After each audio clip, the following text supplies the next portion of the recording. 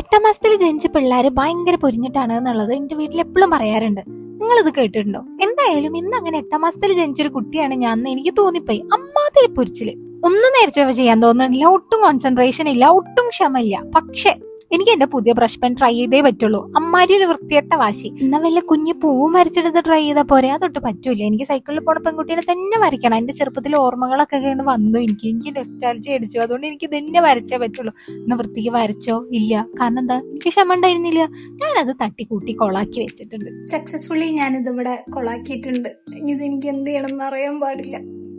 അവിടെ മാത്രല്ല, മൊത്തത്തില്